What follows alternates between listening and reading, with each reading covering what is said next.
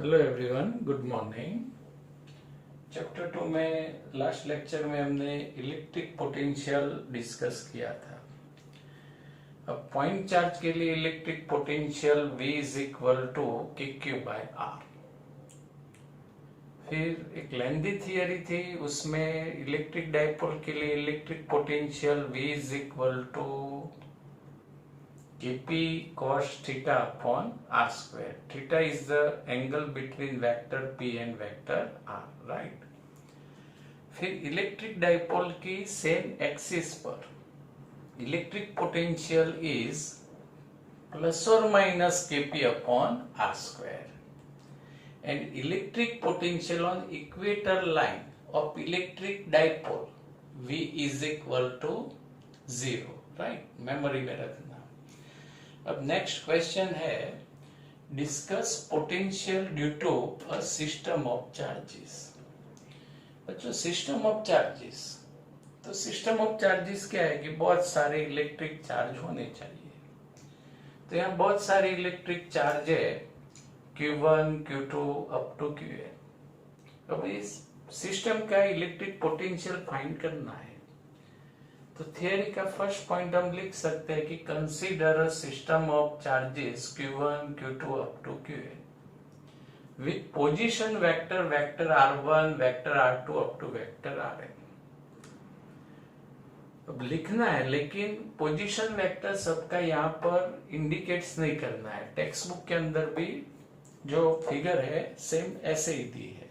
आपको इंडिकेट्स करना है तो ऐसे ड्रॉ कर सकते हैं, यहाँ पर कोऑर्डिनेट सिस्टम ले लो और हर एक चार्जेस को ओरिजिन के साथ आप कनेक्ट कर दो, तो सबका पोजीशन वेक्टर आप इंडिकेट्स कर सकते हो।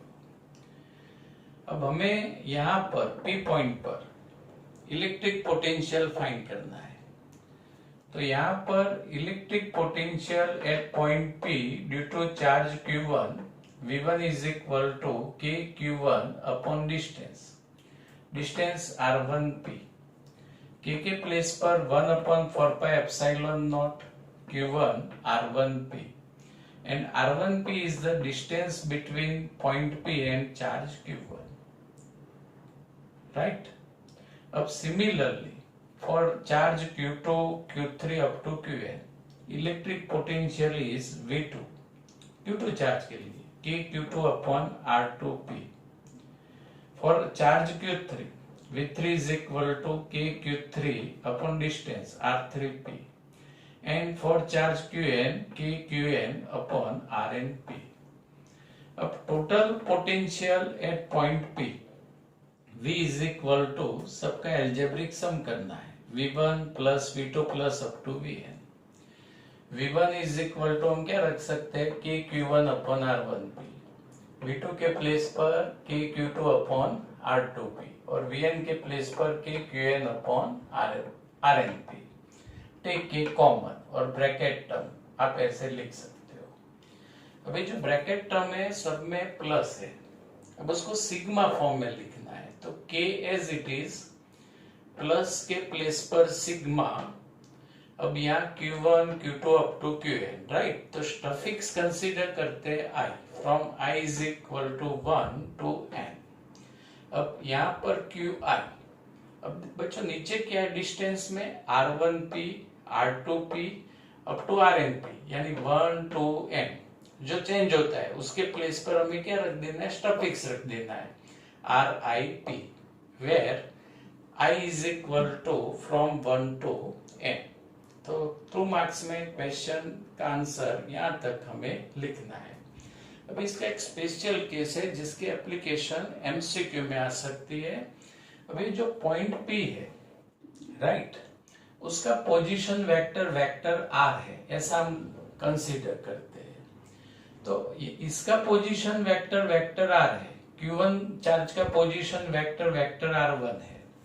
तो अभी दोनों के बीच का डिस्टेंस हम कैसे मेजर कर सकते हैं? तो कूलम्ब्स लॉ में हमने ये एक्सप्लेन किया था कि जब दो वेक्टर है, पोजीशन वेक्टर दो है और उनके बीच का डिस्टेंस फाइंड करना है, तो उनके जो हेड है उनको कनेक्ट करना पड़ेगा। और हेड को जो कनेक्ट करते हैं और वो जो वेक्टर आता है वो सब्ट्रैक्शन वेक्टर आता है, राइट। और हमें तो डिस्टेंस फाइंड करना है, यानी सब्ट्रैक्शन वेक्टर का मैग्नीट्यूड रखना पड़ेगा डिस्टेंस के प्लेस पे, राइट। आया समझ में? ओके। तो if vector r is the position vector of point, यानी p point relative to origin point, and position vector r1, vector r2 up to vector rn are of the charge q1, q2 up to qn respectively, charges के position vector है। तो अब electric potential at point P V is equal to, same लिखना है K sigma from I is equal to 1 to n Q I upon distance, यानी charge और जो point है उसके बीच का डिस्टेंस। लेकिन अब पॉइंट का भी पोजीशन वेक्टर है, चार्जेस का भी पोजीशन वेक्टर है, तो दोनों के बीच का जो डिस्टेंस आएगा वो सब्ट्रैक्शन वेक्टर का मैग्नीट्यूड आएगा। तो यहाँ पर mod of vector r minus vector ri where i is equal to 1 2 3 up to n, आप ऐसे लिख सकते हो। अब ये जो रिजल्ट है इसकी एप्लीकेशन एमसीक्यू के अंदर समझना। अब पॉइंट चार्ज ऑफ 10 म्यूसी, भाई वाह, पॉइंट चार्ज और कितने का 10 micro coulomb is place at 068 metre, यानी पोजीशन वेक्टर दिया है, x कोऑर्डिनेट 0 है, y कोऑर्डिनेट 6 और z कोऑर्डिनेट 8 है। In Cartesian coordinate system, what is electric potential at the point 0, 3, 4 metre. तो यहाँ पर जो पॉइंट है उसका पोजीशन वेक्टर वेक्टर r से डिनोट करते हैं। तो vector r is equal to 0, 3, 4 metre. Magnitude of charge q 10 micro 10 to the power minus 6 metre.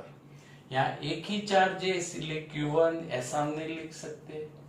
अब उसका जो पोजीशन वेक्टर है चार्ज का, तो इलेक्ट्रिक चार्ज का position vector vector R1 is equal to 068 metre.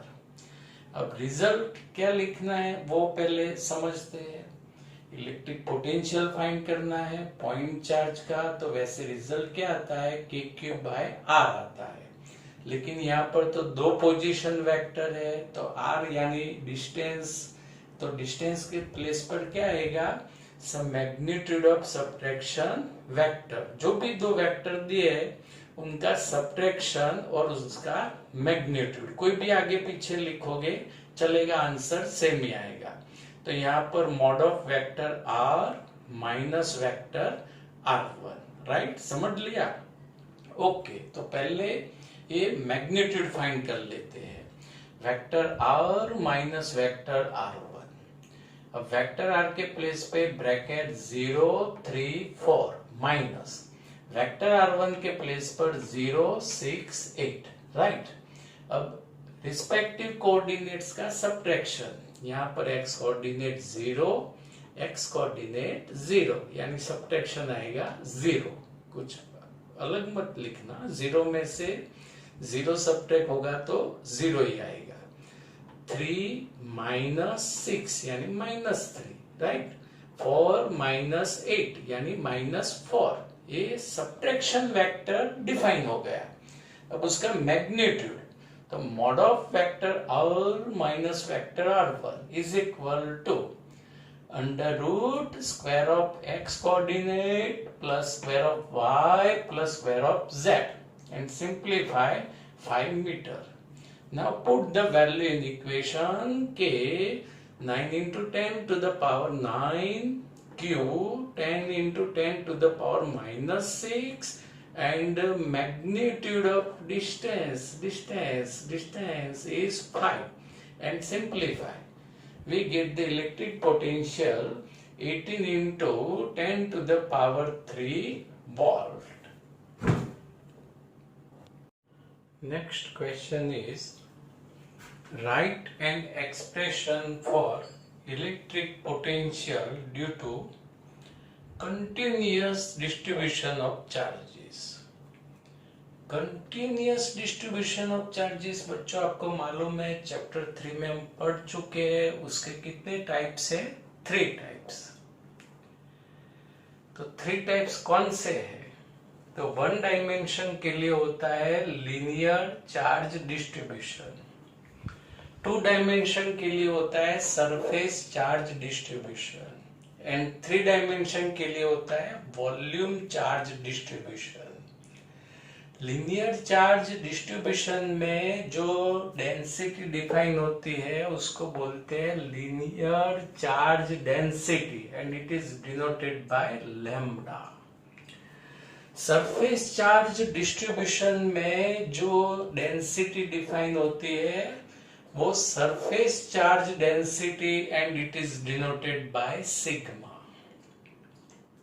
And volume charge distribution में जो density define होती है वो है volume charge density and it is denoted by रो।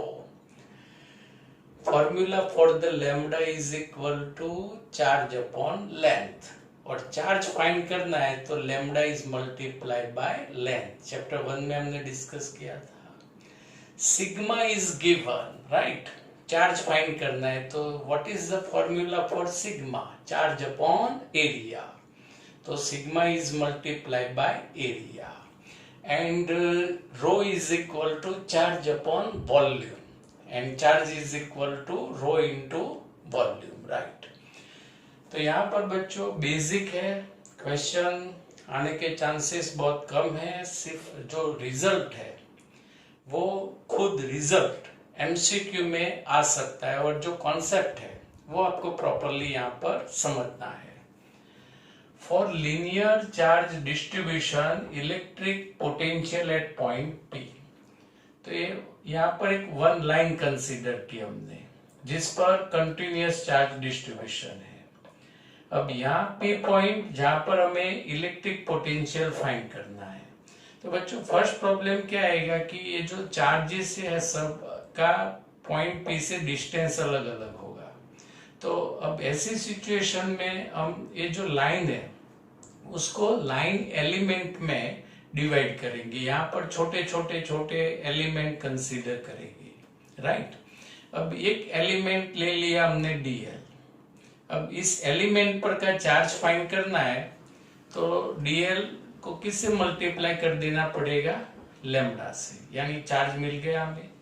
और ये एलिमेंट स्मॉल है इसीलिए यहाँ पर जो भी चार्ज होगा वो पॉइंट चार्ज के जैसा आएगा। और ये एलिमेंट का जो पोजीशन वेक्टर है वेक्टर R1 है। चलो अब हम पोटेंशियल फाइंड कर देते हैं पी पॉइंट पर। Electric potential at point P d V लिखते हैं, राइट? डीवी लिखने का रीजन क्या है कि एलिमेंट स्मॉल है, चार्ज भी स्मॉल है तो उसका पोटेंशियल भी स्मॉल होगा, डीवी।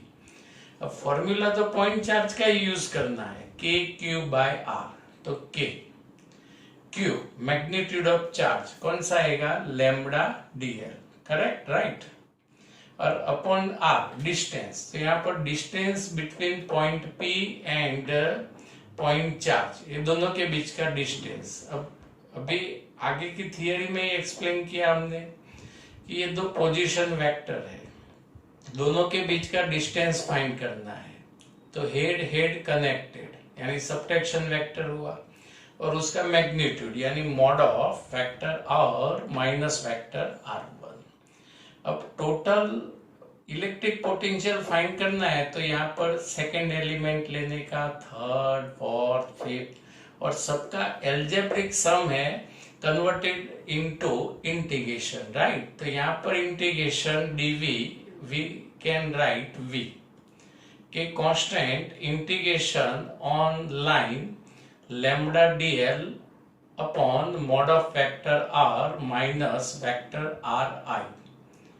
अलग अलग एलिमेंट्स हो गए तो उनके पोजीशन वेक्टर भी अलग अलग, इसीलिए यहाँ पर लिखना पड़ेगा वेक्टर ri। अब lambda is the linear charge density, dl line element. vector R, position vector of point P. Vector Ri, position vector of different line elements where I is equal to 1, 2 up to n. समझ लिया पूरा? Same manner में for surface charge distribution electric potential at point P. बच्चों यहाँ पर हमने एक surface consider की, 2 डायमेंशनल ऑब्जेक्ट लेना पड़ेगा. जैसे हमारा ये व्हाइट बोर्ड है 2 डायमेंशन, फिर टेक्स्ट बुक का जो पेज होता है वो भी 2 डायमेंशनल ऑब्जेक्ट है. तो ऐसा एक 2 डायमेंशनल ऑब्जेक्ट लिया. इस ऑब्जेक्ट पर चार्ज यूनिफॉर्मली डिस्ट्रीब्यूटेड है और यहाँ पर जो डेंसिटी डिफाइन होगी वो सरफेस चार्ज डेंसिटी डिफाइन होगी. अब इसका इलेक्ट्रिक पोटेंशियल फाइंड करना है यहाँ पर P पॉइंट पर. तो सेम प्रॉब्लम होगा कि सभी चार्जेस का डिस्टेंस अलग अलग होगा. तो अब ये जो हमारे पास सरफेस है उसको छोटे छोटे सरफेस एलिमेंट में डिवाइड करना पड़ेगा. तो यहाँ पर एक सरफेस एलिमेंट लिया हमने जिसका एरिया ds है. अब इस पर का चार्ज फाइंड करना है तो जैसे लैम्बडा को लेंथ से मल्टीप्लाई करते हैं वैसे ये सरफेस चार्ज डेंसिटी को एरिया से मल्टीप्लाई करते हैं, यानी यहाँ पर का चार्ज हो जाएगा सिग्मा ds. अब ये पॉइंट चार्ज हो गया और उसका पोजीशन वेक्टर वेक्टर r1 है. तो इस पॉइंट चार्ज के लिए electric potential is equal to k q magnitude of charge sigma ds. Right, आ रहा है समझ में? सिग्मा ds अपॉन डिस्टेंस. तो डिस्टेंस में same mod of vector r minus vector r1. अब टोटल पोटेंशियल फाइंड करना है तो बच्चों क्या करना पड़ेगा, सभी एलिमेंट्स का ऐसे dv जैसे टर्म फाइंड करने पड़ेगी और सबका एल्जेब्रिक सम करेंगे तो algebraic sum convert into integration. तो यहाँ पर take integration both side.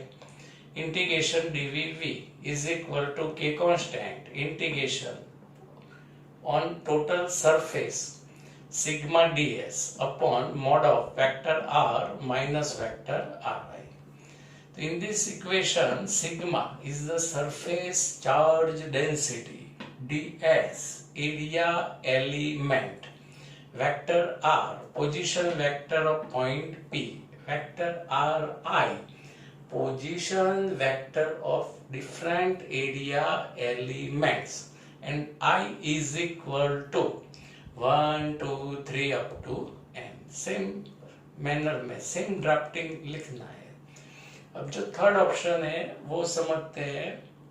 For volume charge distribution electric potential at point P. Volume यानी 3 डायमेंशनल ऑब्जेक्ट आएगा. तो यहाँ पर एक क्यूब कंसीडर कर देते हैं जिस पर चार्ज यूनिफॉर्मली डिस्ट्रीब्यूटेड है और P पॉइंट पर इसका इलेक्ट्रिक पोटेंशियल फाइंड करना है. तो P पॉइंट से सब चार्ज का डिस्टेंस अलग अलग है तो हमें एक स्मॉल एलिमेंट लेना पड़ेगा. तो वॉल्यूम एलिमेंट लेते हैं dv. भाई जो वॉल्यूम एलिमेंट है उस पर का चार्ज फाइंड करना पड़ेगा. तो जैसे लैम्बडा को लेंथ से मल्टीप्लाई करते हैं, सिग्मा को एरिया से मल्टीप्लाई करते हैं, वैसे रो को वॉल्यूम से मल्टीप्लाई करना पड़ेगा. तो रो इंटू dv यानी वॉल्यूम एलिमेंट का वॉल्यूम है, यानी पॉइंट चार्ज हो गया, स्मॉल चार्ज. अब इसका electric potential is equal to k q rho dv upon mod of vector r minus vector r1. Total potential find करना है बच्चों. इंटीग्रेशन ले लो. इंटीग्रेशन dvv यहाँ पर k integration over total volume rho dv upon mod of vector r minus vector ri. यहाँ पर rho is the volume charge density, dv volume element, vector r position vector of point P, vector ri position vector of volume elements, and I is equal to 1, 2, 3 up to n.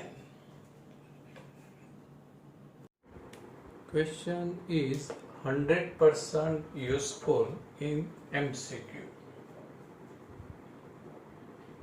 Electric potential of uniformly charge spherical shell. अच्छा, spherical shell uniformly charge है। Chapter 1 में last question में हमने outside और inside electric field find किया था। वैसे uniformly charge sphere के बाहर और अंदर इलेक्ट्रिक पोटेंशियल हमें यहाँ पर डिफाइन करना है। कोई कैलकुलेशन नहीं है, डायरेक्ट लॉजिक यूज करके हमें इलेक्ट्रिक पोटेंशियल के इक्वेशन यहाँ पर डायरेक्टली याद रखने हैं। तो चैप्टर 1 में ये जो स्पेरिकल सेल है उसके आउटसाइड में इलेक्ट्रिक फील्ड का फॉर्मूला था KQ/R², राइट। और पॉइंट चार्ज के लिए भी इलेक्ट्रिक फील्ड का फॉर्मूला कौन सा है? KQ/R²। तो इस कंपैरिजन से हम ऐसा यहाँ पर लॉजिक लगा सकते हैं कि ये जो चार्ज स्पेरिकल सेल है उसके आउटसाइड में हमें इलेक्ट्रिक पोटेंशियल फाइंड करना है। तो ये सेल पर का जो भी चार्ज है वो कहां पर कॉन्सेंट्रेट होगा? यहाँ सेंटर पर, यानी वो पॉइंट चार्ज हो जाएगा। क्यों ऐसा हमने बोला? तो इलेक्ट्रिक फील्ड में सेम फॉर्मूला था, इसीलिए इलेक्ट्रिक पोटेंशियल में भी सेम कॉन्सेप्ट हम अप्लाई कर सकते हैं। तो यहाँ पर आउटसाइड रीजन के लिए इलेक्ट्रिक पोटेंशियल का फॉर्मूला है सेम पॉइंट चार्ज के जैसा ही आएगा, KQ/R। KQ/R for R greater than equal to capital R। तो यहाँ पर points according to text book समझते हैं कि electric field at any point outside a uniformly charge spherical shell is the same as the field produced by the total charge of the cell as if concentrated at its center। Chapter 1 के हिसाब से ये यहाँ पर जो electric field है spherical cell का वो किसके जैसा होता है कि जो सेल पर का जो चार्ज है वो उसके सेंटर पर कॉन्सेंट्रेट होता है, उसके जैसा ही इलेक्ट्रिक फील्ड हमें मिलता है। तो यहाँ पर हम लिख सकते हैं कि the potential at distance R from the spherical shell of radius R having charge Q on it, यानी इलेक्ट्रिक पोटेंशियल का भी जो फॉर्मूला है आउटसाइड पोर्शन के लिए पॉइंट चार्ज के जैसा ही आएगा, यानी 1/4πε0 Q/R is equal to KQ/R where small r greater than equal to capital R। अब सेकेंड पॉइंट है इनसाइड द सेल। सेल के अंदर इलेक्ट्रिक पोटेंशियल कितना होगा? तो बच्चों यहाँ पर चैप्टर 1 के हिसाब से सेल के अंदर इलेक्ट्रिक फील्ड होता है 0। चैप्टर 1 में हमने प्रूव किया था। अब सेल के इनसाइड 3 पॉइंट कंसीडर करते हैं, P, Q and S, 3 point. अब इलेक्ट्रिक पोटेंशियल की डेफिनेशन के हिसाब से P पॉइंट पर का जो इलेक्ट्रिक पोटेंशियल है, potential at point P is equal to minus integration from infinity to P vector E dot vector dr। याद है बच्चों, डेफिनेशन में हमने डेफिनेशन पर से ये रिजल्ट प्रिपेयर किया था। तो हमें यूनिट चार्ज है, यूनिट चार्ज उसको इंफिनिटी से यहाँ P पॉइंट तक लाना है और फील्ड के अगेंस्ट में वर्क करना पड़ेगा। तो हम इंफिनिटी से जब आते हैं तो हमें वर्क यहाँ पर ये सरफेस के पॉइंट तक ही करना पड़ेगा। जैसे ही सेल के अंदर जाते हैं, जैसे सेल के अंदर इनसाइड हम एंटर होते हैं तो सेल के इनसाइड इलेक्ट्रिक फील्ड क्या है? 0। यहाँ पर भी क्या आ जाएगा? 0, यानी कोई वर्क हमें करना पड़ता नहीं है। कहां से? सेल के इनसाइड में, यानी P पॉइंट का जो इलेक्ट्रिक पोटेंशियल है ये पोटेंशियल ये सरफेस पर का जो पोटेंशियल होगा उतने जितना ही हमें मिलेगा, राइट। अब सेकेंड पॉइंट लेते हैं Q। यहाँ इंफिनिटी से यूनिट चार्ज को लेके हम यहाँ Q पॉइंट तक आते हैं। तो electric potential at point Q is equal to minus integration from infinity to Q vector E dot vector dr। तो बच्चों यहां पर भी हमें वर्क कहां तक करना पड़ेगा, फील्ड के अगेंस्ट में। तो वर्क फील्ड के अगेंस्ट में यहां तक ही करना पड़ेगा।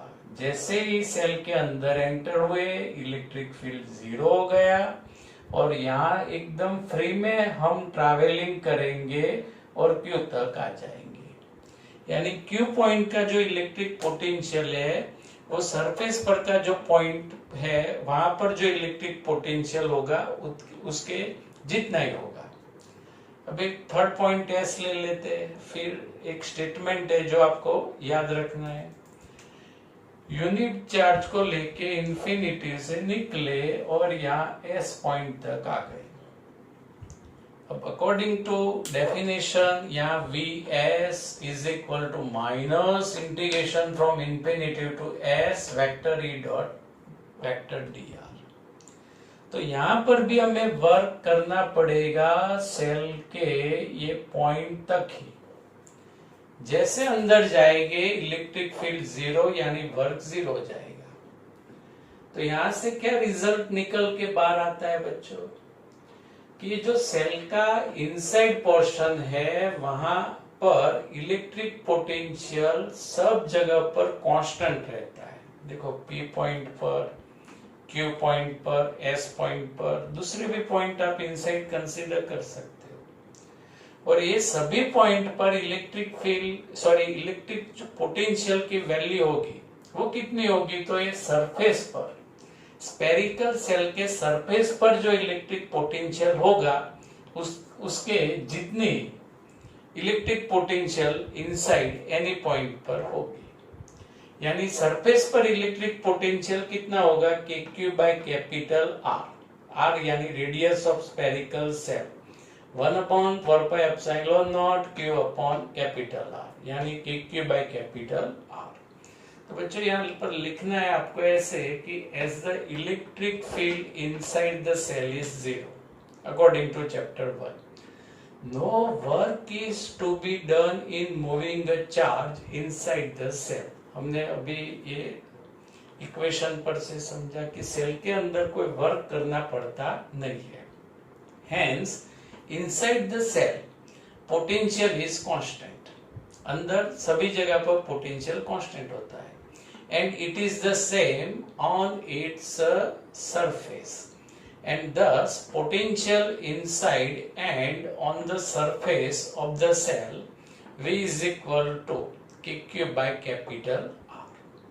तो बच्चों बहुत ही सिंपल, स्पेरिकल सेल के आउटसाइड में इलेक्ट्रिक पोटेंशियल पॉइंट चार्ज के जैसा KQ by small r, where small r greater than equal to capital R। और सेल के अंदर सभी पॉइंट पर पोटेंशियल कांस्टेंट। क्यों कांस्टेंट, उसका रीजन अभी हमने अंडरस्टैंड किया। और ये इलेक्ट्रिक पोटेंशियल कितना होगा, तो स्पेरिकल सेल के सरफेस पे जो पोटेंशियल होगा उसके जितना होगा। और सरफेस पर जो इलेक्ट्रिक पोटेंशियल है KQ by capital R, R यानी रेडियस ऑफ स्पेरिकल सेल। तो बच्चों आपको सभी इक्वेशंस फॉर्मूलाज याद रखने और नेक्स्ट लेक्चर में हम इक्विपोटेंशियल सरफेस और ये जो हमने आज लर्न किया है उसकी MCQ में एप्लीकेशन की डिस्कशन करेंगे। Okay, thank you, have a nice day.